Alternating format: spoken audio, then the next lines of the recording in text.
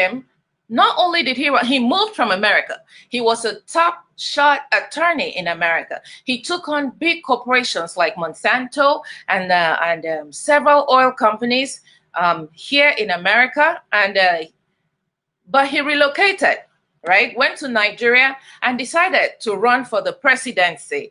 And we all were asking him, what is going on? Why would you leave such a lucrative, high-paying profession in America where everything is stable and solid? Leave everything and go to Nigeria. He said he was convinced that he is called to help raise Nigeria up, to help ensure the survival of Nigeria. And he went to Nigeria, founded a political party, the National Nigeria for Democracy Party, and he ran on that platform. Today, I want to explore with him his motivation and reasons for doing this. Now, we all know that politics in Nigeria is a baptism of fire. So I want him to come and talk about that. Professor Mogalu had said that presidency of Nigeria is not moi moi. So what would make a person believe that they have the quality or the experience to handle a nation as complicated as Nigeria? That is what I want to talk to Dr. Asukwo Mendia Archibong about. Dr. Asukwo Mendia Archibong, are you in my studio? Hello? Are you in my studio? I'm waiting to have you in my studio. Okay, as soon as he joins me, we will start our discussion. Please send in your questions, because those of you who live in Nigeria, who are living the experience of the insecurity, of the lack of power, of the lack of, basic social amenities, you are wearing the shoes, so you know where it hurts. Please send me your questions, and let us have Dr. Mende Archibong answer these questions for us. Dr. Mende, are you in my studio? Please join us ASAP. All right, we're waiting on you. Meanwhile, let us share his profile so we can all know his background and where he is coming from.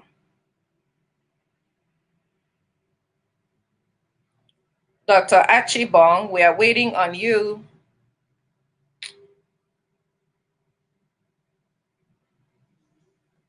Hello? I'm waiting on you. Please join. Click the guest link and join us in the studio. Okay. Thank you.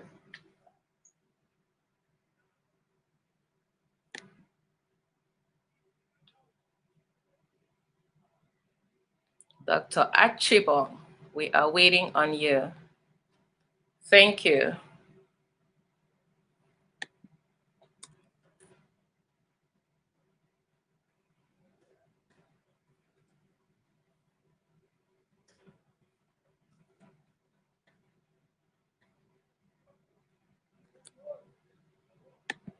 All right, here we go. All right, so Dr. Archibong was a top shot attorney in America, okay? Like we said, he had a case with Monsanto. Monsanto is this giant company that handles preparation or presentation or growing of genetically modified foods. Genetically modified foods have been largely suspected to be responsible for most of the illnesses that we are experiencing in America. But they have said that that is not true, and they have shown documentation and everything to prove that that is not true. But Dr. Archibong was among the people who, as an attorney, explored that situation and brought justice. The justice they brought to it was that it was imperative that companies like this make us know what is inside our foods. If it's cultured chicken, let us know that it is cultured chicken we're eating, so that you have a choice whether you want to eat that food or whether you want to eat another type of food. So this was a major victory, because at the end of it, we got to know exactly what we were putting in our bodies. And most of us, from this knowledge, decided that we were going to eat organic from here on. Okay, he also understands the justice system in America. My question is, okay, thank you for joining us. How will this knowledge impact on how you reform the justice system in Nigeria? Dr. Archibong, you are very welcome to our studio. Thank you for joining us. How are you? I'm doing very well. Thank you so very much for having me. I'm just ecstatic to be here with you. Thank you. And thank you for your support of Superstars, because you helped us coordinate and present and helped us gather as many people as we could to support that program. Because indeed, you understand that, first of all, health is wealth. Healthy people make a healthy population and they contribute optimally to their society. All right. So, forget the fact that I'm your cousin. Forget the fact that I'm your family. We're going to go into it toe to toe, okay? In 2015, you told me, or you let the family know, that you wanted to run for the presidency of Nigeria, and we all thought, oh my goodness, why do you want to set yourself on fire? Because as far as we were concerned, that was like setting yourself on fire. All right, and we dissuaded you. We're sorry about that. But then you were very sure of your conviction, so much that in the subsequent election, you ran as a presidential candidate in Nigeria. Please, could you tell us about what motivated that decision? Look, when you have the opportunity to experience what good governance is outside of the country, yes, when you have the opportunity to experience the dividend of good governance, when you have the opportunity to experience the benefit of good governance in terms of constant power, potable water, drinkable water to every individual, and also a safe and secure environment with good transportation road network in the country, you will eventually have an urge, invariably a desire, a strong one, to be able to transfer that knowledge and experience to your home country. And that's precisely what happened to me. Having spent so many years in the United States, having experienced good governance, having experienced the dividends of democracy in that environment, I decided it might be worth my while, not might be, but it will be worth my while to actually go back to Nigeria and transfer the knowledge that I have acquired in the foreign land into Nigeria at the highest level. And that's what drove me into running for the office. Highest level would be the office of the presidency, because that would be the highest platform from where you can contribute to the society. But then again, someone would ask, okay, you have never been in politics. You have never held office in Nigeria. How do you understand the inner workings of such a complicated office that you would go? I understand that your profession in America, of all places, was very complicated, but what would arm you or equip you with the ability to be able to handle an office as complicated as the office of the presidency, having never experienced, a lower office in Nigeria, to be able to understand how it works, so to speak? Well, there is a time to have a fresh wine in a fresh skin, and there is a time to have fresh ideas brought forward by fresh faces and fresh people. I believe that having come from a different environment, being a fresh face, I'll be able to bring about a new set of ideas that would actually translate well into the building of Nigeria. If we are going to depend on those old and reliable persons that have been in government since 1960, I don't believe we are going to have a different country, Nigeria. It is incumbent upon people like myself who have never been tainted by the political forces that are very powerful in this country of Nigeria to step forward and put themselves forward to be able to make a difference in the lives of Nigerians and in the governance of the country. Okay, now there's a question here that says, if you were president for a day, what will be the first thing you would like to change, and how would you do that? Oh, look, Ewo, uh, Dawa. the very first thing I would like to change in the country is to ensure that we have constant power supply. There is no developed nation, no matter how much perverted the disinformation might be, there is no developed nation that has ever gone to the point of development without having constant power supply. We will simply be running in circles if we do not have constant power supply. I would diversify our sources of generating power, solar power, hydropower, um, wind power. There are so many other sources of power that we can generate energy from, that we would not have to just depend on hydrocarbons anymore and oil. I would also look into gas flaring and make sure that we are actually really tapping the gas in this country so that we can generate power. Look, without power, we can't have a manufacturing sector. That's just not possible. Because the very first thing that people think when they want to set up any manufacturing company is, where do we get power from? Now you have to generate your own power. Not only do you have to buy the equipment, not only do you have to buy the land, not only do you have to build the manufacturing company from scratch, you now have to generate your own power. That just makes it uneconomical for any company to come and set up shop in Nigeria. And that's the very reason that companies have left Nigeria. Manufacturing companies have left Nigeria, and we are left with just service industry company. That would be my very first thing. But Okay. let me just move forward a little bit and say that at the same time, because of the level of insecurity in Nigeria, I Exactly. believe I would tackle it at the same time. But you see, it's a vicious circle, because where you don't have jobs, you're going to have young individuals available for things that bring about insecurity. So you want to tackle both things with the same prong. So power, so that we can have manufacturing companies, we can have service industries that begin to grow, and at the same time tackle security seriously and just reinvigorate the security apparatus of Nigeria. Okay. So reinvigorate the security apparatus of Nigeria in terms of the police, in terms of the military. What would you do? Because as the police force is in Nigeria, every day they are. I don't want to call them incompetent, but there are so many reports of corruption, so many reports of accidental killings, and so many reports of the police getting indicted in robberies that have been reported in Nigeria.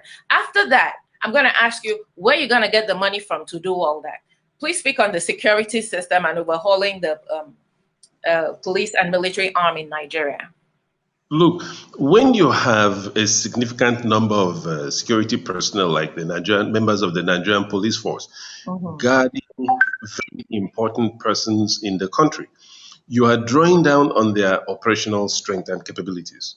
Now, you may have one individual, let's take, for example, a senator. You may have up to 15 policemen, including military, guarding one senator. They'll guard his office, they'll guard him in the car, they'll guard his home, they'll guard his wife, they'll guard his children, and they'll guard the house in the village. Isn't that That's job just, creation?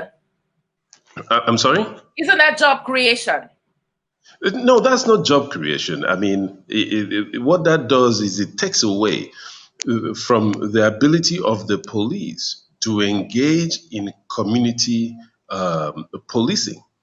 It abrogates onto one individual the Mhm. apparatus of the security force, thereby lowering the capability of the police to respond when there is a high degree of attack or insecurity.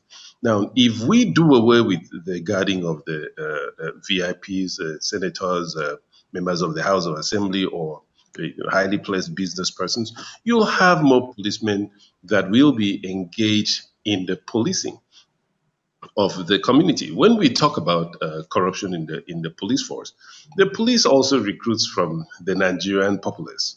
So when you reduce the corruption within the Nigerian populace itself, you're going to reduce the corruption within the Nigerian police force. Police are easy targets because they stand on the road, and whatever transpires on the road before every other person. But if you really want to look at the corruption, you look into the civil service, and you look into the political appointees, and you see the transformation of someone who just didn't have that much before being appointed a director general or a director or a commissioner, or a head of a parastatal, suddenly having two, three houses, four cars, and able to send his children to the best schools in the world outside of Nigeria. That is sudden wealth. And when you have sudden wealth with no apparent source of income, be certain that there is a high degree of the possibility of corruption attached to the emergence of that sudden wealth. So go ahead. Absolutely. Then you were an attorney in America. And then we see this high degree of corruption that is nonstop, intractable in Nigeria. What would you do to curb corruption? How would you set up the justice system in a way to persecute such civil service offenders, that display sudden wealth? How would you curb that? Because whatever money is going, whatever resources they're using to enrich themselves like that, means that there's a depletion of services that should have been rendered to the people. What would you do to ensure that the justice system puts an end to that? And we also would like to talk with you about the justice system catering to protection of women and children from rape and other violence in Nigeria. Look, when you have independence of the judiciary, you're going to have a higher degree of convictions. Okay. When you have prosecutors who are trained, appropriately trained, you're going to have a higher degree of convictions. When you have investigators who are properly trained, you're going to have a higher degree of convictions. When you have people who are enlightened within the society, who can step forward with the appropriate information to not just indict, but to convict an individual that is alleged to be corrupt, you're going to have a higher degree of conviction. And then we also have to move away from the idea of this is my own man from my own tribe, from my own village, and nothing should happen to him. There are certain things that I have talked about here. The first one being the independence of the judiciary. So it means that the judiciary must have its own financial allocation that is unperturbed by the executives. That's very important. The executives must not be able to touch the judiciary. Now, within the executives itself, you're going to have the Ministry of Justice. Within the Ministry of Justice, you're going to have prosecutors that are there. You must begin to train and have capable hands within that prosecutorial department who are able to identify strong evidence, weak evidence, and absolutely just irrelevant evidence. You're going to have cases not going to. We already do have cases in Nigeria that have lasted for years and years and years. That's just simply because the judiciary is overwhelmed, number one, and the judiciary is not independent. Believe it or not, executives are still able to reach out to the judiciary and influence decisions. That should end, that should stop, that should no longer obtain. When you have the Ministry of Justice, let's just say a parastatal like the EFCC, take someone to court, and you see that the case is dismissed, or the case just lingers in court, and eventually the person is found not guilty. It's just a matter of incompetence. That's all it is. The evidence is not there. The evidence you have outside to prove an issue outside of court is very different from the evidence you have to tender before a court and prove a matter. So have to be adequately trained. Thank you for that summation. Let me ask you, When you were running for the presidency in Nigeria, we saw yourself, we saw Duro Toye, we saw Showore, and we saw Mogalu. And at a point when it became like APC versus PDP and the power structure there seemed like it was not going to allow any other person in, we had hope that there would be a consensus candidate from amongst you four, right? That, you will partner together and come in as a force to make your presence felt. Unfortunately, that did not happen. How come that did not happen? What broke it down? Because we were also hopeful that out of the four of you, somebody was going to be presented as a consensus candidate and we all would have an option from the ongoing APC and PDP. Look, my goal is one, and that is the betterment of Nigeria. Anybody that I believe shares that vision with me and has a better chance and is better equipped to operate in the position as President of the Federal Republic of Nigeria with my support, I will support the person. I don't believe that I was ever given that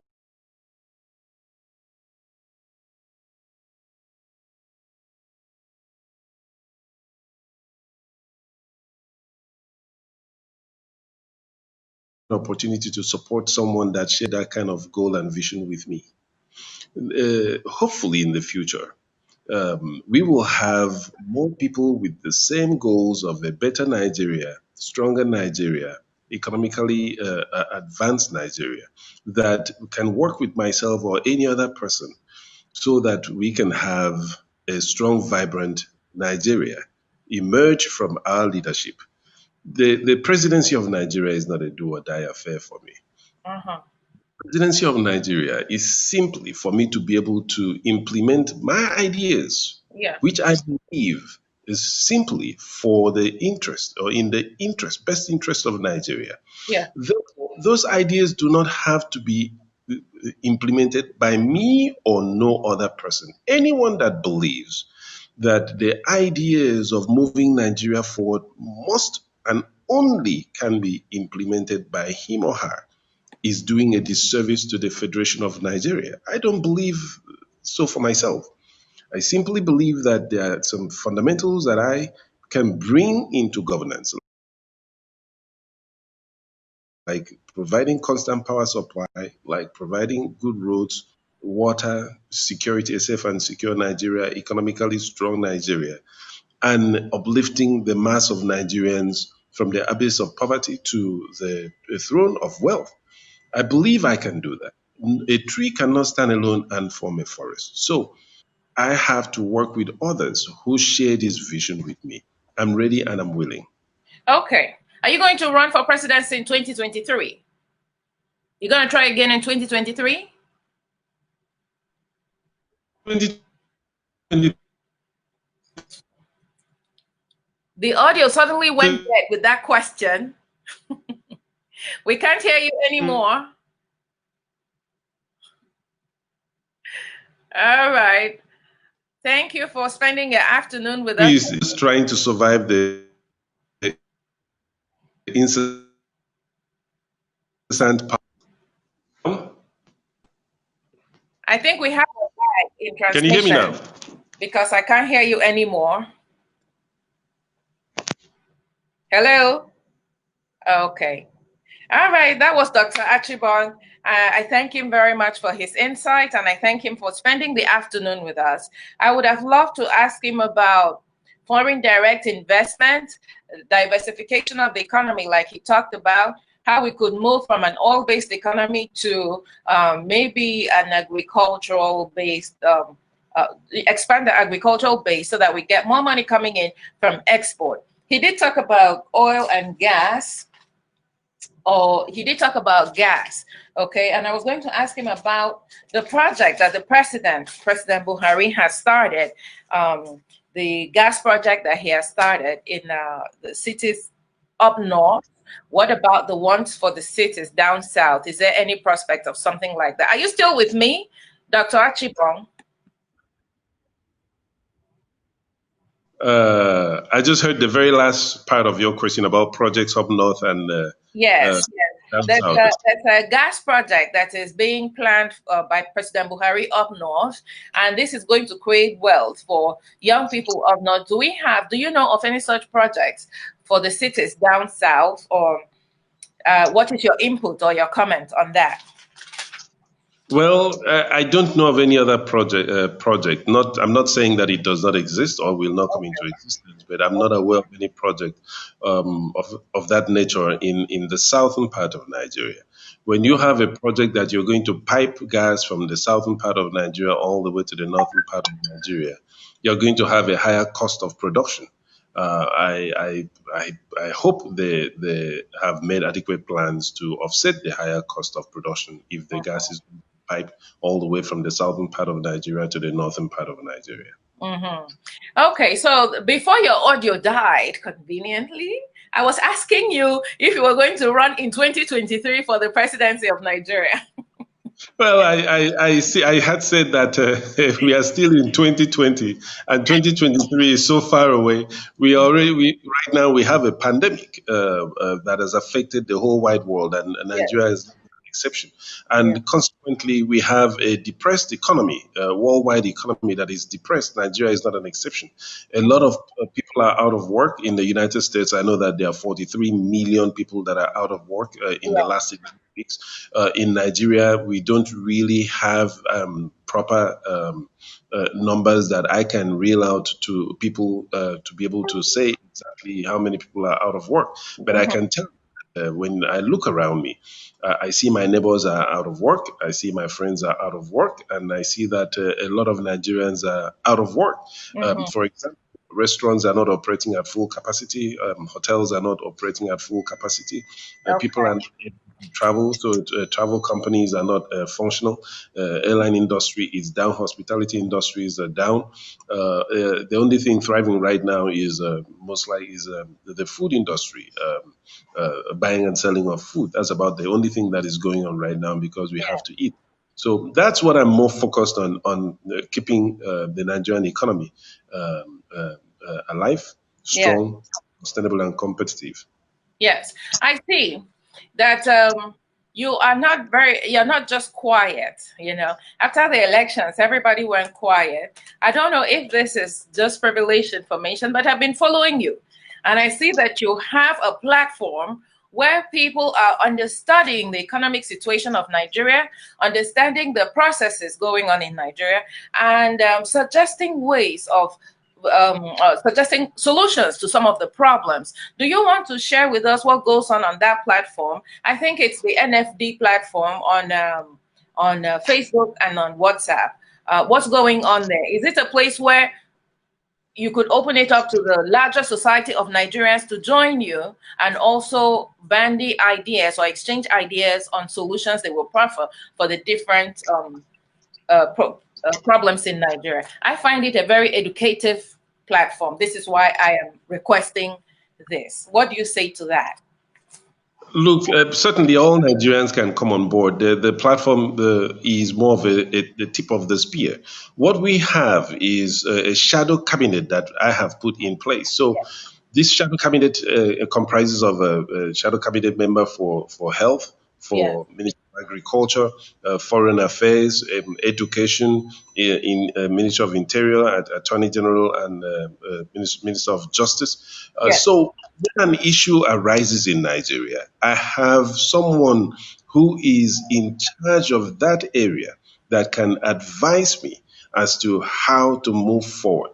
And I have that same person who will formulate and also give us presentation on the way to implement the policies so that we can also participate in the government, even if we are participating at our own level. Without doing this, we are going to be people that sit on the side and do not engage in the governance of this country. We can't have a practice of governance if we don't start at this very minute, at this very time, at this very hour, to look at the policies that are in existence the policies that are being advocated by the government and thank them for those policies where those policies are good, criticize them where those policies are bad, and make suggestions where those policies are not sufficient to meet the needs, to meet the questions, or to solve the questions that they're supposed to solve. So I have a cabinet that is a shadow cabinet member, a shadow cabinet team that Okay. looks at all of this. All right. So it's definitely open to Nigerians who are interested in joining and interested in sharing knowledge and, sharing solutions to whatever problems they envisage is coming in the pipeline for Yes. Nigerians. Finally, I want you to make a comment on being responsible, for the well-being or welfare, even if it is intellectually, being responsible for the welfare and well-being of the many number of people on that platform. Why did you not accept an appointment in this present government so that you experience in real time what is going on in different office scenarios in Nigeria, so that you could share with those people and elevate them, better prepping them for future occupation of offices across Nigeria? Look, governance is hard. It's hard work. You have to be dedicated to excel in governance, and it's easy for people to sit on the sideline and criticize. But Mm-hmm. once you tell someone, come along and do A, B, and C, you Mm-hmm. are going to find out that a lot of people may not be equipped, even if they want to do it. They may not be equipped to do it. Mm-hmm. It's easy to criticize, and a situation and a scenario like this, where we have shadow cabinet members, actually helps to sharpen the skills and helps for me to be able to identify potential skill sets in different individuals. Now, having said that, just permit me to say this: when you have a situation like kidnapping of young individuals, Mm-hmm. or of women in the society, I Mm-hmm. can't just step out and do a lot of these things in terms of investigating, looking into it, and trying to assist to recover the persons or rescue the persons. I have members of the shadow cabinet members that actually work with me and work with the police department, work Wow. with the proper agencies in identifying the persons that have been kidnapped, in identifying the proper resources for the rescue of the person, and bringing pressure to bear on the rescue of the person. One example, I won't mention the name, I believe you're aware of the person, was what took place in River State, Port Harcourt, River State, about 2 weeks ago, where a young girl was allegedly kidnapped, and we worked diligently. I worked with all the security agencies in River State and at the national level as well, anti-kidnapping squad out of Abuja, to be able Mm-hmm. to rescue the young girl and bring her back. And also, we talk about the rape that took place of Wailo Vera Yeah. in Edo State, Yeah. and we are working with the Commissioner of Police there as well, as well as the rape that took place in Oyo State. We're working with the Commissioner of Police there as well. So members of the Nigeria for Democracy Party are getting exposure in terms of how to actually execute a lot of these things. It's easy to say the police did nothing or the government did nothing, but once someone is given the opportunity, that's when they begin to work. That's where the actual work starts. Glad, thanks be to God, that we were able to rescue the young girl out there in River State, while we still diligently work to try to solve the murders along with the police force in both Edo State and Oyo State. All right. So is there a rape culture in Nigeria for real? Well, um, let me put it this way. It might be time to educate young men Mm-hmm. about how to relate with women. And it might be important to educate the young girls in terms of how to relate with men. Mm-hmm. When you do not want to be involved with a man sexually, your no should be your no, not no until you are conquered playfully. Just no is no. So the man does not get mixed messages. Yeah. And We have to educate the men that when a girl says no, it is not a matter of pride of to say, oh, she said no, but I conquered her. No. When she says no, it means no. There is no explanation behind no. There is no, what do you mean? It simply means no. So what that means is you stop. Take it this way. If Mike Tyson were to tell you no, you wouldn't still try to wrestle him, push him down, and try to get your way with him, with what belongs to him. You would stop. The same way men have to view the women. When they say no, we must begin to understand that that no means no. No. And very important, please, as a woman, when a woman says no, it must mean that she means no. Not I'm playing with you until you conquer me. Let me see how strong you are as a man. No, that is wrong. That is sending mixed messages to men, and men will hide behind the veneer of I conquered her. It shouldn't be that way. Okay. Thank you so very much. Wise words, Dr. Archibong. Wise words. Thank you. Do you have any last words for our audience? Any advice? Yes, definitely. Look, we have had a devastating experience with the lockdown. We've not had hospitals, we've not had schools. Those two things are still continuing in the Western world. People are still going to school from home in the Western world, and the hospitals are still functional. We now have to learn to hold our government to account, to be able to provide us with a fully functional and responsive hospital that can cater to our needs. And we also have to hold the government to account to be able to provide us with educational resources that we can take advantage of even when we are at home. It means that the government must provide us with constant power supply so we can charge our laptops and our cell phones and provide us with affordable Wi-Fi, what do you call it, network, data service, so that we can afford to go to school from home. Right now, only the children of the very, very, very, very rich can stay online to attend any kind of classes. It's just prohibitively expensive. All right. Thank you so much for spending your afternoon with us. I don't know what time it is, but your evening and your afternoon. Thank you for the wise words and the counseling. I'm sure our viewers learned a lot from there. It was a pleasure to have you, and I look forward to other opportunities to continue to share knowledge or share in your wealth of experience. Thank you very much. Thank you. I'm glad. Thank you. God bless you. God bless you.